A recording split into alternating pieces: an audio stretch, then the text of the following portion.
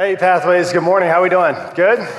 Hey, it's great that you're here with us, especially if you're a guest today. You're coming in as we land the plane in this series called It's Just a Phase. And this weekend, we're highlighting our students, Pathway students. That's why I'm wearing the shirt. And we're seeing students just serve everywhere around here at Pathways. In fact, can we just give it up for our students, middle school and high school students?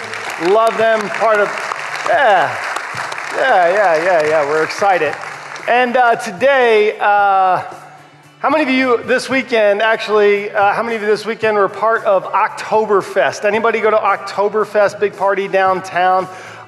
Just a lot of food, a lot of fun. There was a little pressure for me. I actually didn't go there, but there was some pressure in finding a parking space because I was actually going to the library and I needed to pick up a book for Laura. And like Saturday, it was beautiful out and everybody was packed in checking out Oktoberfest. Music and, food and people. And there's just a little pressure, right?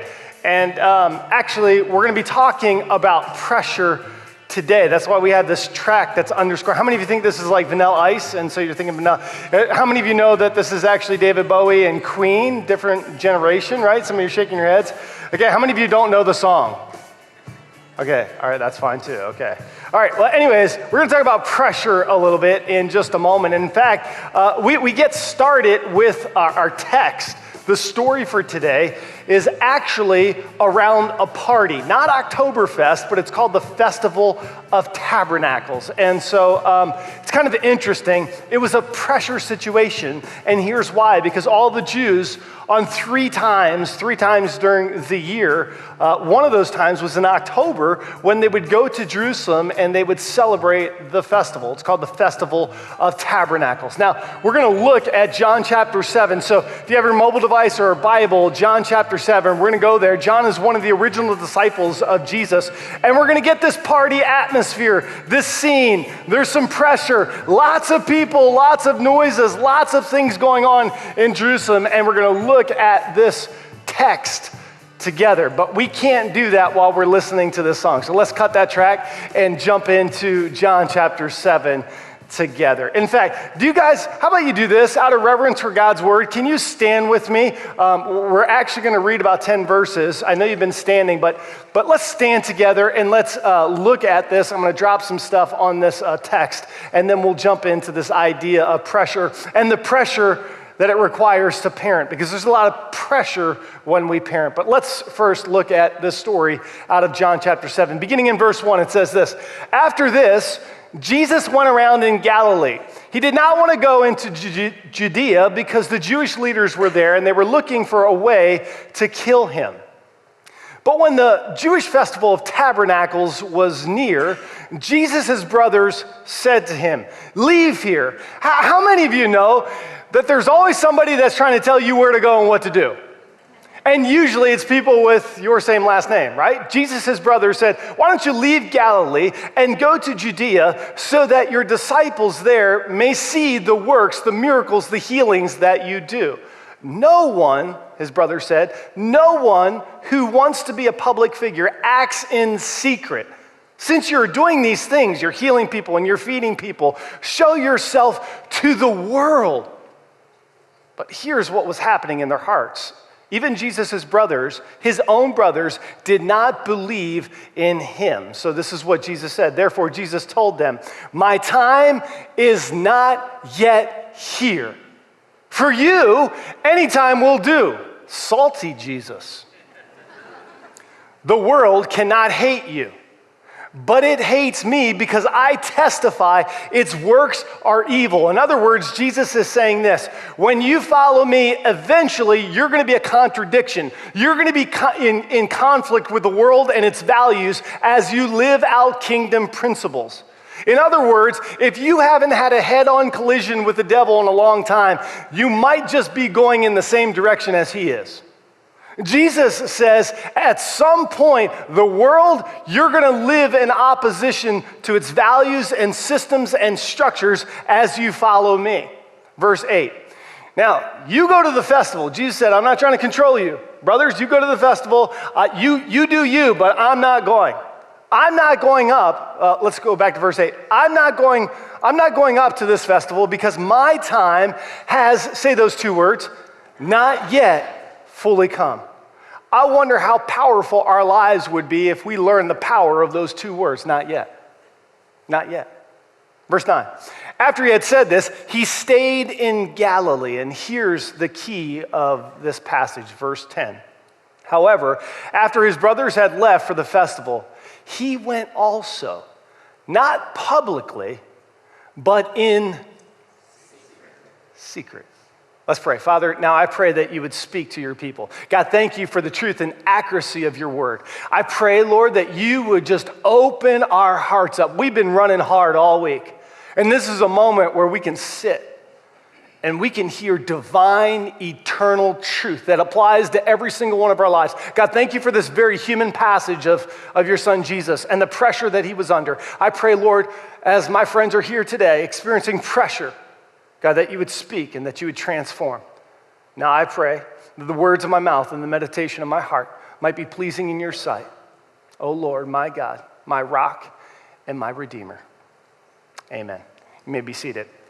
I love that verse, Psalm 19:14. That's one of the verses that my mom taught me. I love you, Mom. Mom, thanks for watching. Psalm 19:14 was a psalm where David said, may the words of my mouth and the meditation of my heart be acceptable in your sight, be pleasing to you, O Lord, my rock and my redeemer. How many of you know that we want our words and the meditation, our thoughts in our heart, we want them to be pleasing to God?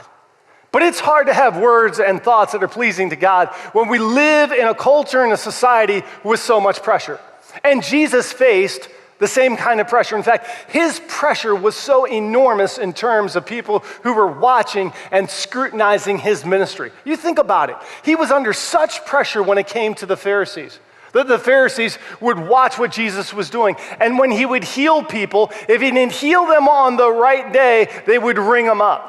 If Jesus would heal people on the Sabbath, the Pharisees would get angry. Now, can you imagine for a moment?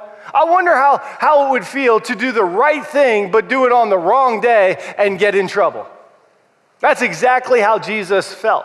And then they would whisper, so much pressure as he's talking. He's talking to women. And they've actually been divorced multiple times. Oh, he's touching lepers. Oh, he's actually eating with sinners and tax collectors. He was under so much pressure. Pressure to perform, pressure to be who he was, pressure that people, crowds and masses and his disciples who didn't always understand what he was about. There was so much pressure that Jesus had to live with day in and day out. In fact, in John chapter 6, he just performed one of his greatest miracles that's recorded in almost every gospel. It talks about Jesus feeding the 5,000, not just 5,000 men, but women and children, upwards of 10 to 15,000 people with some loaves and fishes. He feeds all of these people in John chapter 6. But here's what's interesting about Jesus. Jesus oftentimes did miracles to point to a deeper meaning. Jesus was just trying to show them that, listen, I might feed your stomach, but ultimately I want to feed your soul. Jesus was saying to them, there's a deeper meaning to this. And the primary reason that we follow Jesus is not to get something, but to know someone. To know who Jesus is. Jesus said after he fed the 5,000, I want you to know that your stomach is full of bread, but I want you to know at a spiritual level, I am the bread of life. You'll never go hungry if you eat of me. It's like he had the crowd in that moment. There were so many people in Galilee and Capernaum that were watching him as he fed. In fact, he went across the Sea of Galilee and they showed up the next day. And then Jesus gave this teaching and he said these words. He had the crowd. And then he said this. He said, unless you eat my flesh and drink my blood, you'll have no part in me. Creepy, right?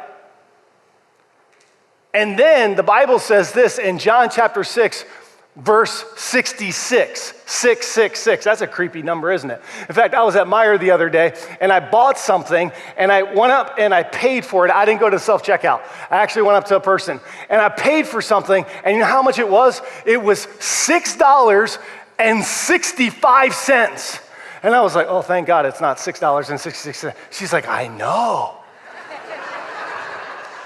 I almost invited her to the next series, 1 Minute After You Die. I thought, man, maybe she needs to know. I was like, I didn't do that. But I thought to myself, yeah, $6.65. I know that verse, John 6, verse 66, because here's what happens. In that verse, it said, many of his followers turned away and deserted him after hearing this hard teaching. See, they were following Jesus to get something, and Jesus was inviting them to understand who he was and to live out his love and his kingdom principles in the world in which they were a part of, just like he's doing today. He's calling every single one of you to live out his principles, to live out his love with your families and with your spouses and with the generations that are coming ahead of you, and also in your community, at your school, in your workplace, in every environment, in every encounter, at Meijer, at Target, every place, every time, every moment, 24/7, to live to make him famous and to expand his kingdom through your life. And don't underestimate what God can do through you. Don't buy the lie that God can't use you. He can use you. In fact, somebody should say amen. Man, thank you. 52 people, no good preaching. Now, here's what takes place. In John chapter 7, he's feeling all this pressure. And then, his brothers say, hey, Jesus, we got an idea. Now, it's one thing to experience opposition from the devil. It's another thing to experience opposition from your own family members. And here's what his brother said to him. He said, Jesus, I know how we can get back the crowd.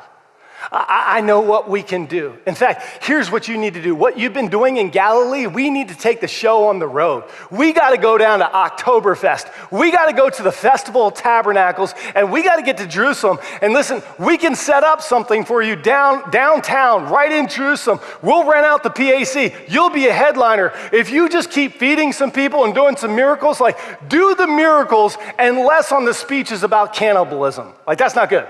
We're not going to do eat my flesh, drink my blood. Let's not ditch that talk. Do the miracles, and all of a sudden, you'll just gain the crowds and build the masses. And Jesus said, nope, I'm not going there. Not yet. Not my time. And yet, what does the story say? He went there. He just didn't go there publicly. He went in. Sometimes you win a public battle in secret places.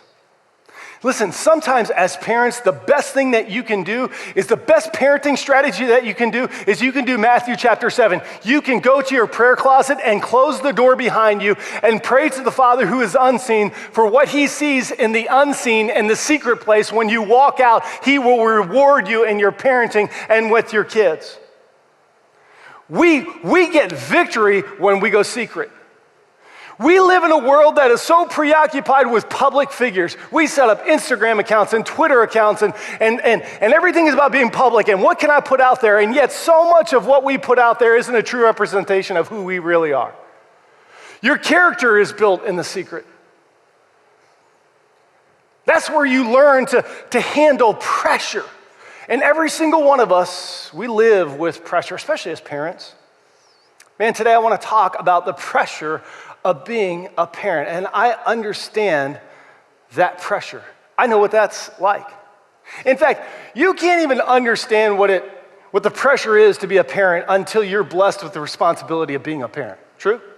I remember growing up and now looking back at my own parents and understanding the enormous pressure that they were under in order to keep a safe and semi-healthy and Christian environment for our family. I know that pressure. I didn't understand it when I was a kid. If you're a teenager here today, you don't understand the pressure that your parents go through. I know you have pressure, students. I know you have pressure as kids, and you're raised in a society with social media and so much coming at you. I get it. But we as parents, we have a lot of pressure as well. There's pressure that you don't even know about to provide. It used to be that you could just provide and protect for your kids, but now it just seems so much more.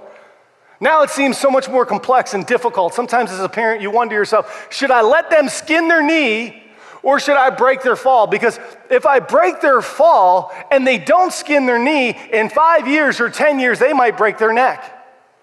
So what do I do? How do I handle this situation? How do I set boundaries and guidelines, and yet at the same time, I'm struggling with my own boundaries and own guidelines? Sometimes kids, you see your parents and you have to understand and be empathetic toward them. They're trying to figure this out as well. This faith journey, this life, they're not just your mother and father. They're someone's son or daughter. They're someone's employer or employee. They have multiple hats and multiple stresses and conflict and pressure that you don't even understand. I look back at my parents and I think to myself, how did they do that? How did my dad as a principal and my mom as an English teacher and then eventually becoming a stay-at-home mom with a brother who struggled deeply? How did they provide the emotional stability when they came to faith in their early 40s and they were trying to figure out God? Like, how did they do it when my brother just went off the rails? I never knew my brother to be sober.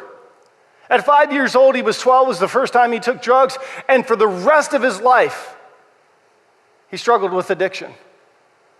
I remember coming home and cop cars being at my house, my parents' house, our house, my house. I remember my brother leaving for a week or two on end, 14, 15 years old. I have images in my mind of watching my parents cry and yell and fight and didn't know what to do. So much pressure.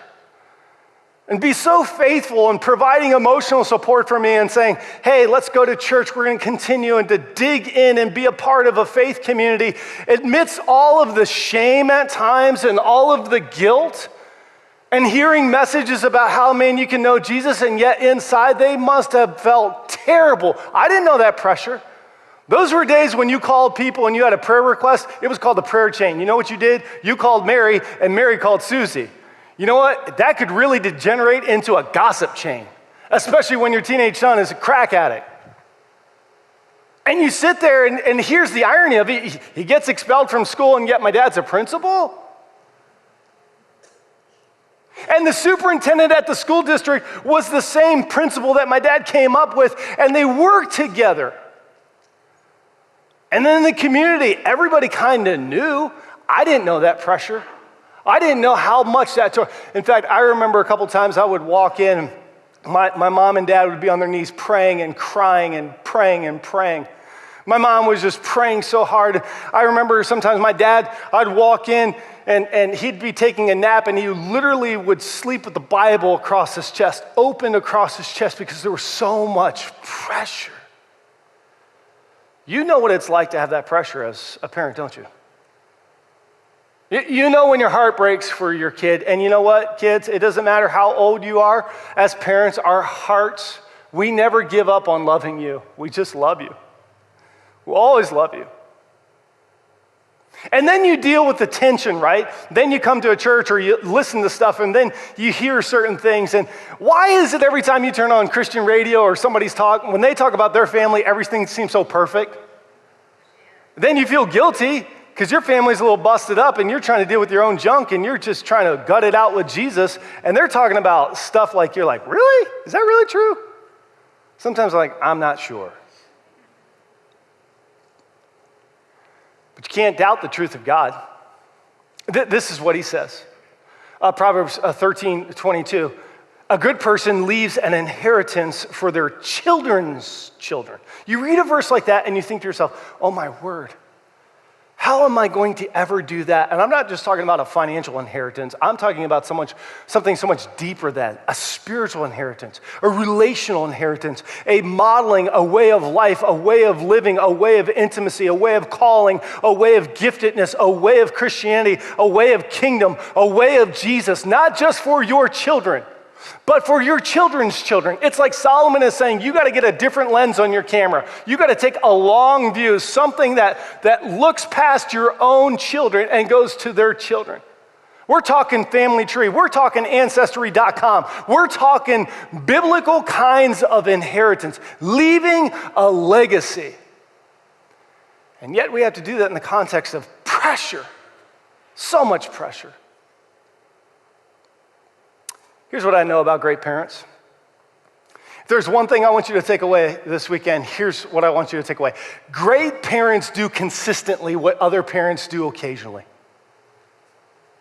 Great parents Parents who parent past their generation to the next generation do consistently what other parents are up and down in. They kind of do, sometimes they do. They lean in, but when it gets too tough, they back away. They have a faith, but then when God disappoints them, they back out on God. They say one thing. Listen, great parenting is not saying one thing and doing another. Great parenting is saying, you know what? I'm broken and I'm not perfect, but I'm living my life for Jesus Christ.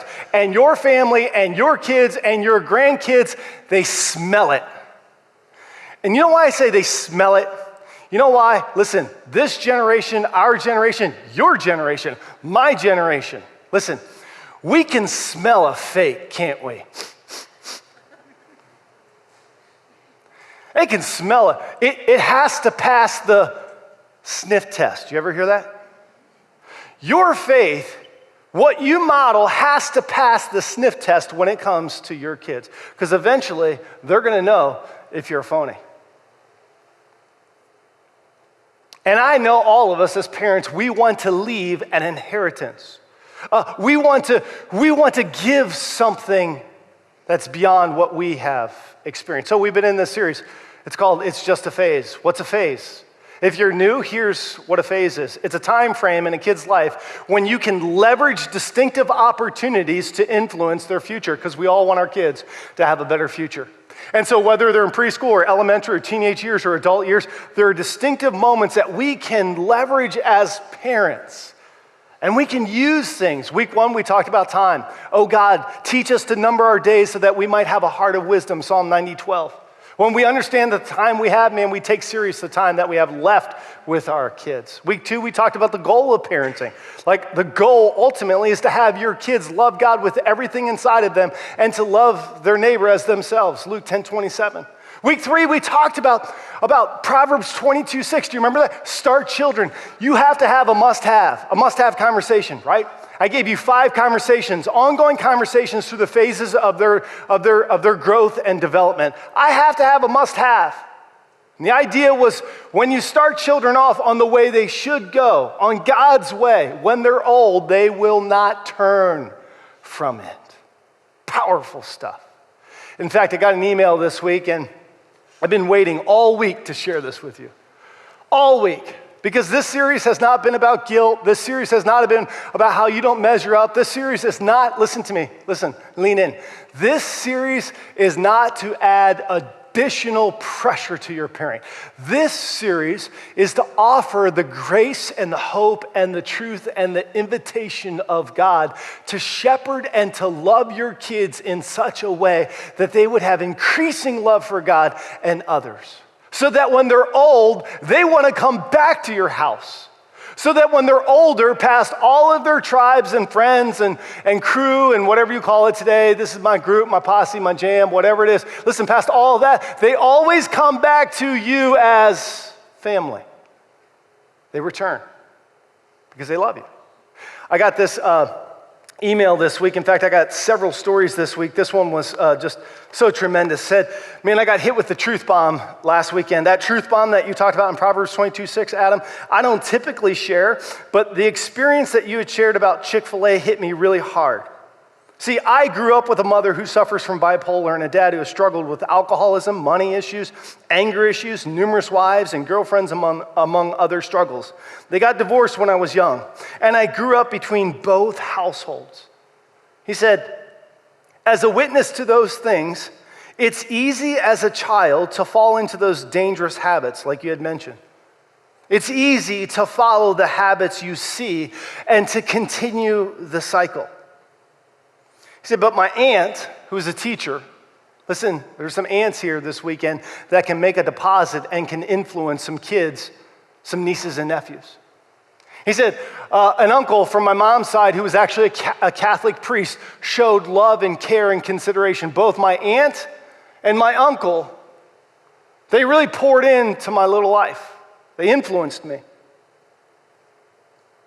said, it was their kindness that would keep me from going down that lifestyle that my dad lived as I was growing up. And as an adult, and especially since coming to Pathways, it's opened my eyes and ears and mind and heart to God and the life of Jesus that he wants to have with me and for me. I realize I'm a very practical person, and the real daily life experiences you share, they hit me the most. So I just wanted to say that with Pathways teaching me about life and love and growing in my relationship with Jesus, my heart, catch this, has been softened, and I've really become someone I couldn't believe I could be 20 years ago. Our daughter, Nora, she's going to be 2 in November, and we're going to have another one in February. And I am happy to say that I have broken the cycle of my upbringing. My heart is soft and loving, and it's such an amazing feeling to be filled with the Holy Spirit and to be able to share that with our daughter.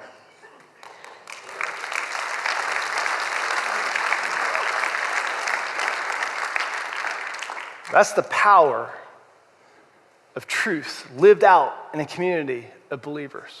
That's the hope that we can have as parents, that we can live differently, that our sons and daughters can grow up with a full imagination of who God is and experience the power and the presence and the reality of God in their lives because we're experiencing Him. We're living differently. Our morality, our ethics, our thoughts, who we are is transformed. In fact, this past week, Sunday night, was hanging with my small group, and they were at our house, and one of the dads couldn't be there, but the mom was sharing this awesome thing that took place. Their son, who plays soccer, it was Mentors Week, and so every soccer player had to go, and they had to select a mentor, and then that mentor, on that given evening, was going to walk out onto the soccer field with the player. And so the dad in my small group, who's a dear friend of mine, his son said to him, "Dad, you're my mentor." His dad said, "I didn't even know he thought of me that way." See, what you don't know is that the dad's dad actually died when he was 10 years old. It was his older brothers that really showed him the ropes. Mom was working a couple jobs, just trying to keep everything together. And my friend said, the one thing that I've always wanted for my son and daughter is to pour in and to be something that I never had. I want to be that kind of father. Man, I saw the picture, they posted it on Facebook, and I saw that, and he was so proud.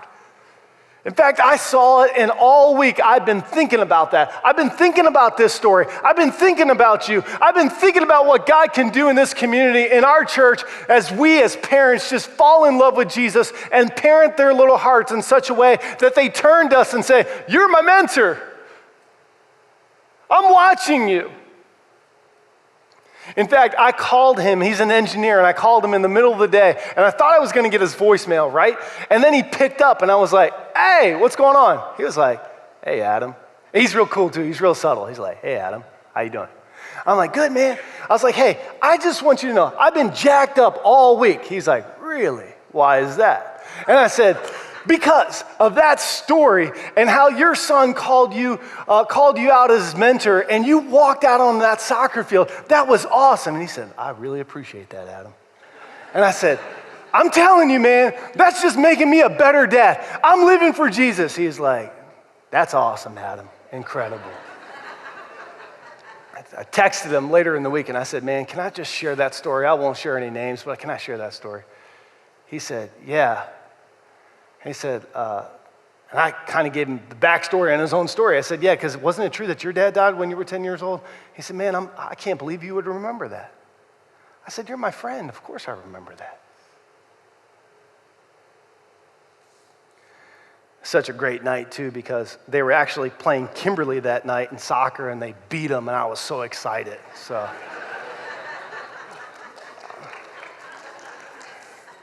first service, they booed me. They were angry. Actually, no, they weren't playing Kimberly. I made that up. I love Appleton North, so I just always want them to beat Kimberly at any expense. All right, sorry. All right. Anyways, there are some days I love having the mic. All right, so how do we apply this? Well, I gotta nerd out for about 3 minutes on this. I got about 5 minutes left.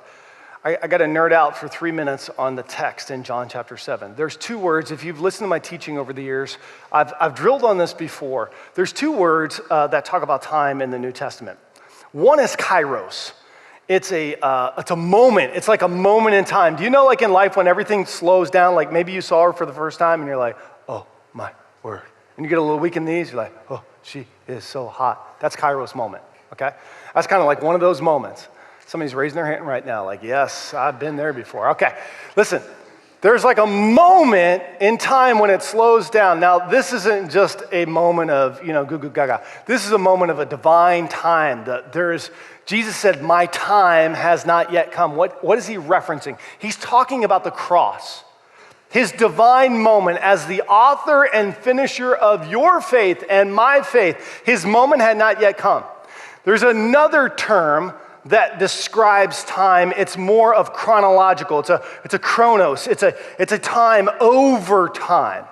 So the kairos is in a moment. Jesus is saying, I can't go to Judea because if I go to Judea, they're going to try to kill me and my time is not yet. My kairos is not yet. But Jesus knew eventually over time it was going to lead to the cross. And over time, he had to train up. Do you know what Jesus was doing? Jesus was a spiritual parent to the disciples. Just like I've been talking about how we have to discipline them and train them and coach them and then eventually befriend them. That's what Jesus was doing with the 12. In fact, in John chapter 6, verse 66, when many deserted him, he turned to the 12 and he said this, hey, to the 12, are you going to leave me too? Peter was like, I sold my boat. I gave up my business. I'm all in with you. He didn't know that all in with you meant the cross. He didn't know all in with you, Jesus, meant that he was going to betray him 3 times. And yet, Jesus would come back to life, and the one person that he wanted to meet on the Sea of Galilee on the shore and make a little breakfast for and say, you know what, I still love you. Now go feed my sheep. Isn't that a beautiful picture of parenting? Isn't that a beautiful picture? When our kids disappoint us, we can still redeem and love them and care for them. You know why? Because it's better over time. See, oftentimes in parenting, we think we're under pressure in the moment. Hey, dads, have you ever been there when your kid is throwing a fit in a public place and you think to yourself, I'm about to snatch them up because there's a demon inside of them right now. Have you ever felt that? You don't say that. You're trying to use all the parenting techniques that your wife taught you, but you're like, man, it is not working, right? So you're like, so then you just pull them aside like, I'll give you $100 if you shut up right now. No, you don't do that. Listen, we as parents feel pressure in the moment. I want to relieve you of the pressure in the moment. Why? Because a kid doesn't know if they're loved in a moment. They don't know if they belong in a moment. That builds over time. If you want to have an inheritance for your children's children, it's not in the moment. Let the pressure of the moment. Listen, kids are going to be kids. Sometimes they're going to throw a tantrum. But you can normalize that. You can love them. You don't have to get all uptight and I'm feeling the pressure. The whole world is looking at me. They're not. Because they had a 2-year-old, and they know. And when that happens and a parent is feeling pressured as Christians, we should smile and say, is there anything I can do to help you? You know, this is not the time to break out the verse, spare the rod, spoil the child. Oh, don't get judgy on them. And don't give them advice, just love them. Hey, is there anything? Do you need your bag? What can I do? Pray, praying hands, what do you want? Help them out, right? All right, so here's what we can do. Don't feel pressure in the moment, but over time, do 2 things. The first is this. If you want to have an inheritance, a legacy, do this with your kids. First, words over, say that word, equals confidence. Don't underestimate the power of your words. Listen, parents, don't underestimate. There's a difference between correcting your kids and criticizing your kids. Know the difference, learn the difference, and learn how to correct. Don't criticize. Listen, your kids, our kids today, hear so many messages. There's so many voices. It's so loud and busy. There's so much pressure on them. Listen, learn to speak life into their little bodies. Pray over your kids. Speak truth to them. Quote Bible verses at them. I know they're going to think like, oh my word, really? Man, I'll text my girls in the middle of the day, hey, I got you covered. I'm praying over you. I'll pull out that Bible app, and if there's a verse that hits me, I'm sending it to them. Laura will do the same thing. Laura will say, man, God's got you today. He's watching over you. Like, learn to speak life into them. And listen, you're like, man, I don't know the Bible. Then just say things like, hey, you're a good kid. You're my kid. I love you. I can't wait to see you. We're gonna have steak and mashed potatoes and green beans tonight. Say that. Text your daughter, pumpkin spice latte, Starbucks, question mark. Words over time equals confidence. You're like, Adam, what are you talking about? Where's this sermon going? You know where it's going? You're the one who's gonna build into their little lives confidence and stability and structure for them. You're the one who's going to speak life. You're the one who's going to say, listen, I believe in you when no one else believes in you. I'm here. I stand here along with God. He's created you. Your identity is based on Him, not anybody else. You don't need to measure up for anybody else. You're my son. You're my daughter. I'm with you. Do you know the power of those words? All of a sudden, your kid will start walking into whatever difficult class or situation on the job to walk in like, yes. Why? Words over time brings confidence. But it's not just words. It's stories. Stories over time equals perspective. Listen, they need to hear your stories. There are so many episodes on Netflix that they can watch and figure out everybody else's story. They need to hear your family story. They need to know, listen, my dad used to take me on walks when it was snowing. We would go to the grocery store, and he would just take me on errands. We'd just walk around. I'd just hang out with Dad. Where are we going? I don't know. We're going to go to Pep Boys. Jump in. Those were some of the funnest moments. My mom would tell me stories of when she was growing up. I was like, really? She was the one who taught me how to hit a baseball. And I would just swing. She would tell me stories. Tell stories. Stories about your life. As they grow up, be vulnerable and share some of your mistakes. They need to hear your mistakes because you made them, haven't you? Please? Right? Share those. Let them know that you're human. Let them know that, like, hey, listen, yeah. But that's why I love and serve Jesus. Connect them to the bigger story. Show them in the world that there's a tension between good and evil. Talk about morality and choices. Share this story. Connect them to God's story. Connect them to your story, your family tree. What nationality are you?